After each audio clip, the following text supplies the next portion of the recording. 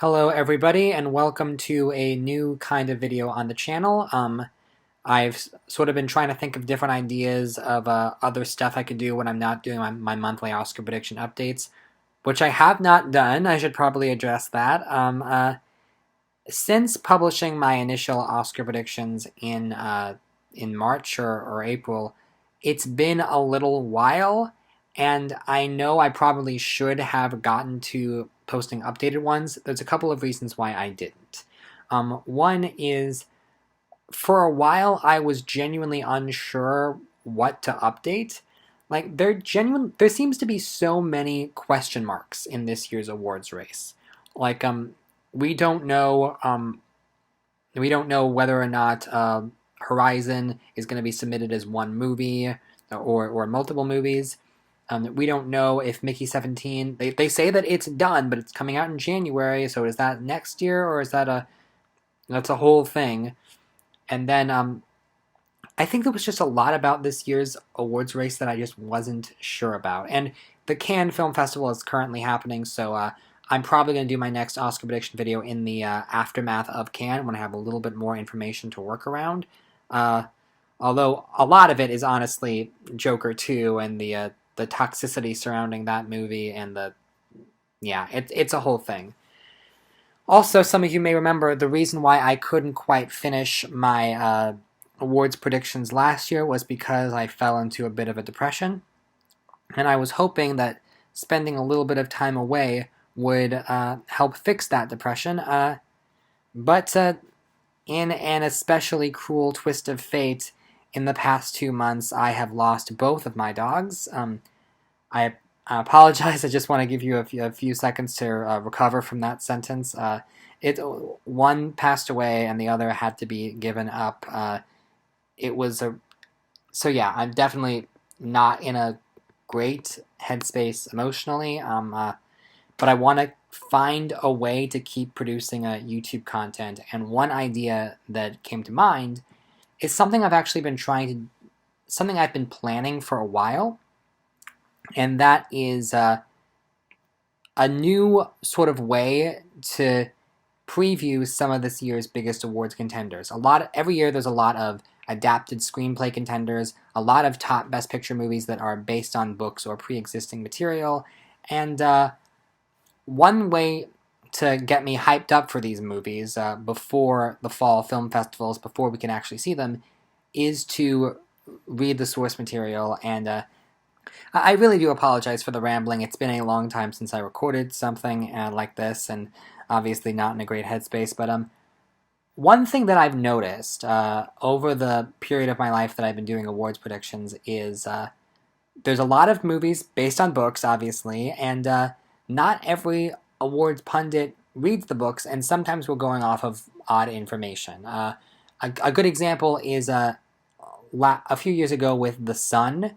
People were like, people were really excited about Florian Zeller's follow-up to The Father, and they were like, and the play is supposed to be really good. Like, the play is supposed to be really, really emotional and gripping, and it's going to be really well done as a movie. And then once the movie came out, we realized, this source material was never going to work. Sometimes it can actually really, really help to know as much as possible about the source material, especially when you're trying to predict what actors have the best parts. And in 2015, one of my biggest claims to fame as an awards predictor is when I read the book Room a year in advance and knew I said, if they ever do this as a movie, whoever plays that lead role is going to win Best Actress, and that ended up coming into fruition. So, now, of course, when movies are adapted from books, sometimes serious changes can be made, and while reading a book can help you predict a movie's awards chances, that's not always the case. Sometimes it can just give you a few more questions. Last year with Killers of the Flower Moon, everyone who had read the book assumed that Jesse Plemons was going to have a major, major role because that character is the narrator of the book. And another thing that we assumed, for example, Zone of Interest. We knew that Jonathan Glazer was adapting that book, but people who read it were like, is this going to work? It is kind of from the point of view of Nazis.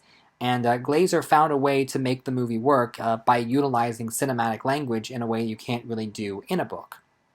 So sometimes it helps, sometimes it doesn't help, sometimes it just makes things more confusing. But at the very least, it gives us a little bit more to talk about. So in my year in advance predictions, I said that The Nickel Boys was the movie I was predicting to win Best Picture. And this was based on a Pulitzer-Prize winning novel by Colson Whitehead, who also wrote The Underground Railroad. Whitehead is one of 4 people to win the Pulitzer Prize in Literature twice, so good for him. And by the way, another reason why I want to do this is just to get back into reading books again, which it's been a long time since I've done that. I think a lot of us can relate. But, so this is not a book review, but I am just going to just lay my thoughts out just to let you know. This is a very good book. It is a very compelling, dramatic story. The story of the Nickel Boys involves a young teenage boy named Elwood, who is African American and lives in the 1960s in America, and basically is in the wrong place at the wrong time and is sent to Nickel Academy for Boys, which is a fictional school but is based on a real school where, as we see throughout the book, a lot of these students, particularly the black students, were abused in pretty horrific ways. So this book is obviously not an upper. It is a very, very tough read. I couldn't read it all in one go. I sort of had to read it in little chunks, but it is undeniably powerful and well written. And we also have this framing device in the story of an adult Elwood looking back on his time with Nickel with PTSD. So when I read this, again, not a review of the book, but very, very good book. I understand why this won the Pulitzer, even though I haven't read any of the competition that year, but it's very well done. So I had a lot of questions regarding to how this was going to be adapted when it became a film. And first and foremost, this is not one of those books that people say is unfilmable. Like, I don't think there's anything in this book that would be difficult to showcase. I think a lot of the most horrific violence are implied or told secondhand rather than outwardly shown, and I think the movie could do something similar. And the way the framing device works, I think it's all prime for a cinematic adaptation. But, okay, so here's the first little disclaimer that I want to give. I think this is going to be a really, really good movie. I think there's potential for this to be an awards contender, maybe even a top 5 for Best Picture. But after reading the book, I am no longer confident that this can win Best Picture, for the simple reason that it is a very, very bleak story, and the Academy tends to avoid awarding very, very bleak stories. I think that, something like Oppenheimer has a very bleak ending, but it also has a lot of watchability, and it's a well-paced movie. The whole movie is not as bleak as the ending is.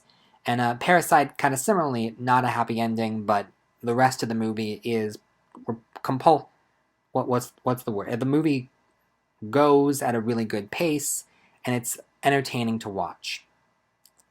I think in terms of movies that are difficult to watch and difficult to get down, movies that you have to sit with, you don't really see that type of movie winning Best Picture because they like to give it to something a little bit more upbeat, especially given some of the things that are happening in the news right now.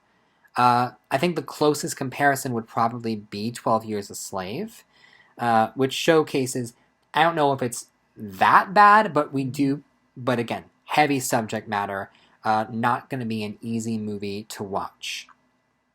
Now, I don't want to say that it's impossible that this can win, but as of right now, I would say it's unlikely.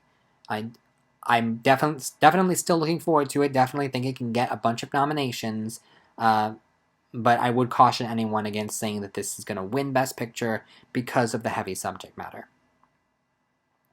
So now, where this gets really interesting is the discussion of the actors.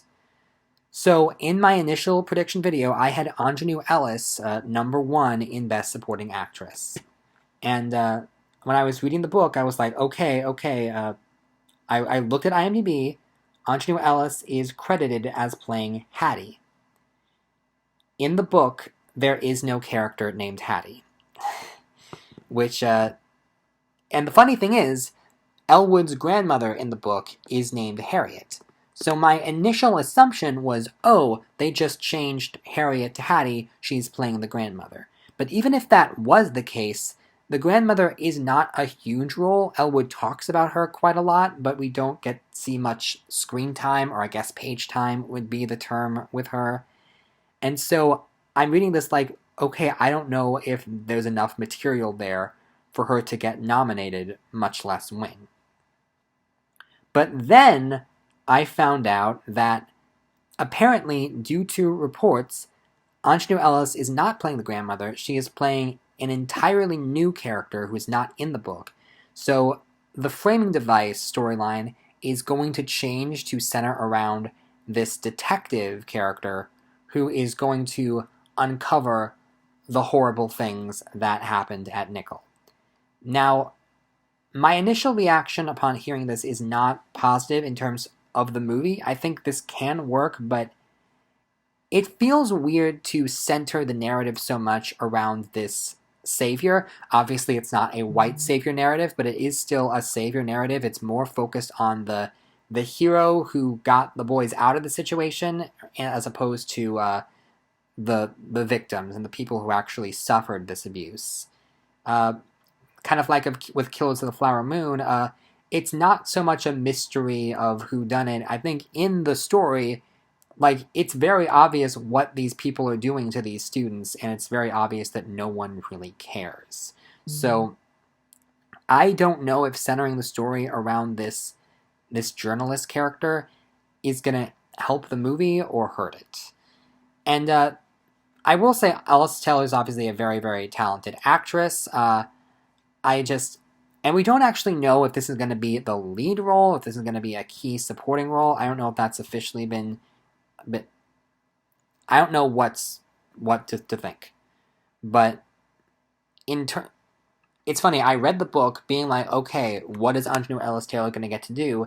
And I don't know. I know less than before. She's not playing the mother as I initially thought. She's not playing the grandmother. This is completely uncharted territory. And so it's a question of, oh, Aunjanue, we really like her.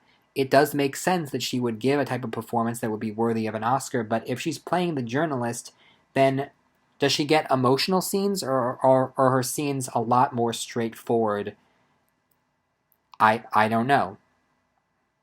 So it's going to be difficult to figure out who I think is going to win supporting actress now. It still could be her, but there's a big question mark surrounding her character. Now, I want to talk about the other performances in the film. So Ethan Harris is playing Elwood. Even if this movie is a top contender, it is really, really tough for young teenagers to contend in the lead acting categories. Like, even when movies are top contenders, I'm thinking of like Jude Hill in Belfast, or Gabriel LaBelle in The Fabelmans. The movies were doing very well outside of them, but for a kid or a teenager, it really is hard to break through. So unless you're like a Timothée Chalamet or a Quvenzhané Wallis, it's doable, but I find it very unlikely. Given the material, it's possible. We do see this kid go through a lot, but how much of the narrative is going to be centered around Aunjanue Ellis as the journalist? I don't know. But I will say, for Best Supporting Actor, I initially had Hamish Linklater as a potential nominee for playing the villainous character, for playing Spencer, who is the person who runs the academy. Now, in the book, we don't actually see this character that much, which I think is a good writing decision. It really is more the institute itself is the villain. The racism around, that is the villain. It's not specifically blaming it on one person. We only really see the character of Spencer in a few select moments, and those moments are chilling, but not enough to give the story a human villain. And the movie could obviously change this, but I somehow doubt that we're going to get like a J.K. Simmons and Whiplash, Christoph Waltz type, really horrifying villain character. But what I will say, if this movie does have room for a potential supporting actor narrative, that could actually go to Brandon Wilson. Brandon Wilson plays Turner, who is the friend that Elwood makes while at Nickel. And just going off of what's in the book, this is perhaps the baitiest role in the whole thing. Like, this character gets a lot of really effective emotional scenes, and we see, like, Elwood is the optimist. Elwood believes that things can get better, and Turner is very much the cynic. Turner does not believe that things can get better, and there's a lot of really emotional conversations between the two of them. So there is potentially a lot of potential for this character to get a lot of big moments. And again, you don't usually see teenagers break through, but in supporting actor, it might be a little bit more reasonable, in the same line as Lucas Hedges, of like, this is a young discovery who's like really, really a big part of what makes the story work. And I should also mention, as of right now, we do not have an actor credited as playing the adult Elwood, who's obviously an integral part of the story in the book.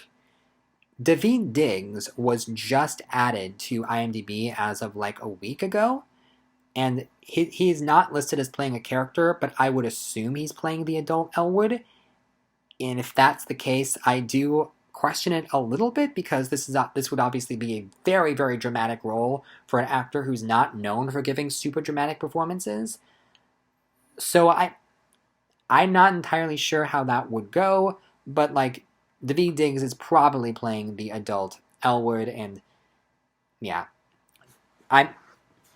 that's potentially a very juicy role. But if I were to bet on any of the actors from this movie getting into supporting actor, it would be Brandon Wilson as Turner. Okay, and there's one other thing that I want to say in regards to this movie's awards chances. I am looking forward to this movie, and I do want this movie to be a top contender, but there is a pretty giant red flag that has appeared recently, and that is, according to IMDb, this film is rated PG-13. I'm reading the description now. It says, rated PG-13 for thematic material involving racism, some strong language including racial slurs, violent content, and smoking. Now, based solely on the book, I was shocked that this wasn't an R rating. Because, again, the book is really, really heavy. And there is a lot of language, including frequent usage of the N-word. I would just sort of assume that this film would be rated R. And I'm a little bit worried about how sanitized are they going to make this. Again, all of the most horrific abuse happens off screen. So I guess you can technically get away with it. But I worry it's going to be a little bit too sanitized and a little bit too awards friendly. But I do have faith, because director Ramel Ross did get a lot of praise for Hale County This Morning This Evening, and I trust he's going to do it in a way that's like palatable so people can take it in, but also it's going to be emotionally devastating to watch. So hopefully that answers your questions. I feel like this video was a lot more rambling than the videos I normally make, and that's because it's been a while since I've made a video, and I've been tired, and I've been going through a lot emotionally, as I said before. But yeah, I do plan on getting the book Conclave, because I haven't had that movie up as an awards prediction, but I want to see if I might be wrong, and so that's probably going to be the next book I do. Let me know if there's any other books getting turned into movies this year that you want me to read, or if you want me to read plays such as The Piano Lesson. Sorry, I just totally blanked on the name of that movie. That's how out of it I've been. Yeah, so I just want to let you guys know, like, this is why I haven't been making videos. Don't worry, I'm not dead. I'm gonna be okay. It's just I'm going through a lot, and I'm gonna try to get more videos out, and I think this potentially might be a way to do that. Also, I have this idea in the back of my head of doing like a gaming video, which I haven't done in a very, very long time, and would be against type for this channel. So if I were to do that, I would probably not list it on the main channel and then like include a link to it on other places. So like, but let me know if you would be interested. For the 4-year anniversary of Last of Us 2, I'm actually planning a chronological version, a chronological playthrough of the game's story. So just putting that out there in case that's anything you want to see. Thank you very much for watching, and I will see you after Cannes for another Oscar prediction update. Thank you.